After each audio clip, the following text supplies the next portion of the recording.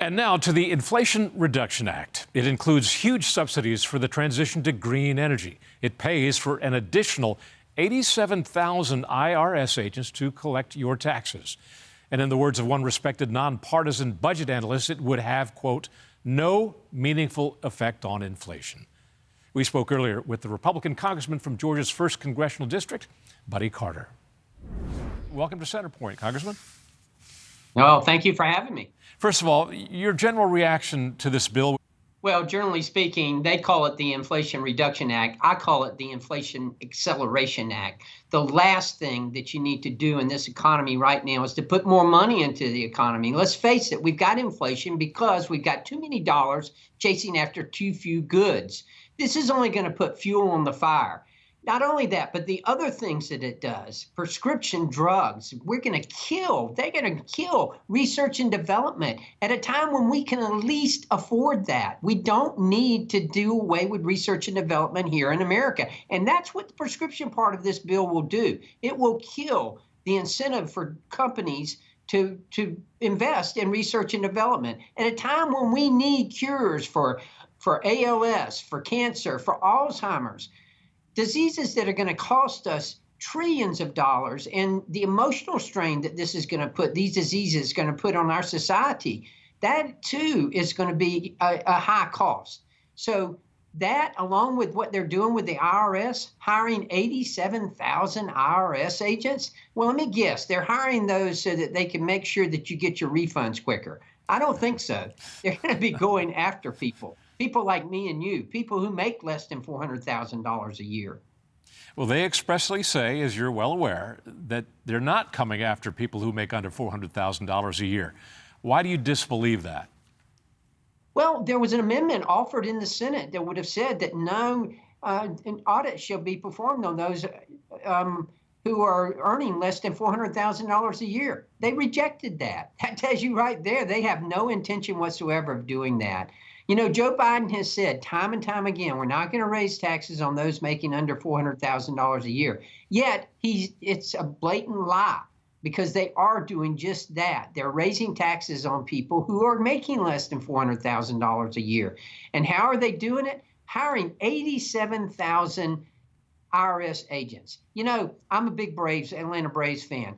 87,000, that you could fill Truist Stadium two times with that. I mean, now the IRS is going to have more employees than the Pentagon, the FBI, the Border Patrol, and added together, combined. Mm-hmm. That's just ludicrous.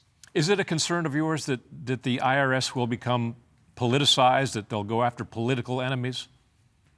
Absolutely. Just as the DOJ and the FBI have become weaponized and politicized, now the IRS is going to become weaponized. And that's exactly what they're trying to do here.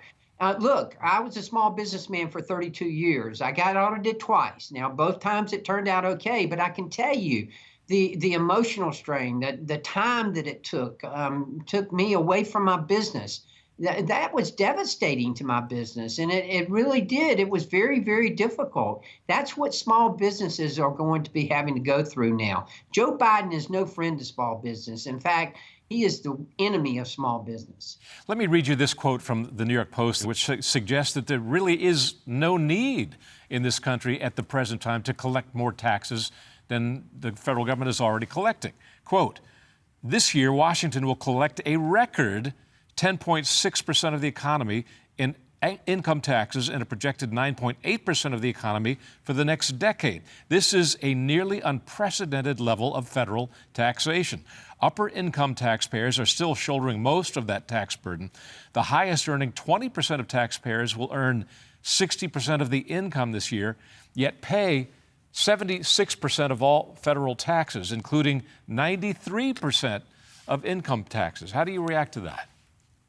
I could not agree more. We don't have a tax problem. We have a spending problem. That's what we have in Washington, D.C.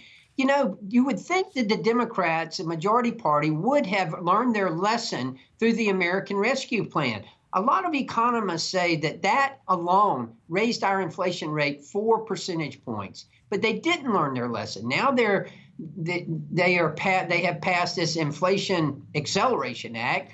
which is essentially Build Back Better light. And they didn't get everything they wanted, but they did get a lot of what they wanted through this. Now they're going to be adding to it. This is the last thing that we need right now. We don't need to be putting fuel on the fire. You would think that the Democrats would learn their lessons from the past, but they haven't. Well, you're not obviously not the only one who's leveling these kinds of criticisms against this bill. It's even coming from some quarters on the left. If that's the case, what is the point of this bill then? What is the intention of the Biden administration and the Democratic Congress?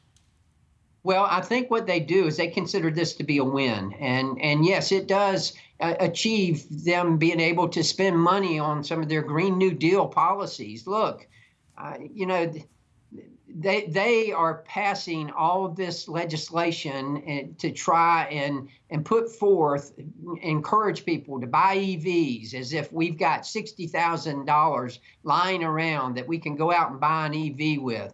This is ridiculous what they're trying to do, and putting billions of dollars toward new Green Deal policies. That's what they're wanting to do.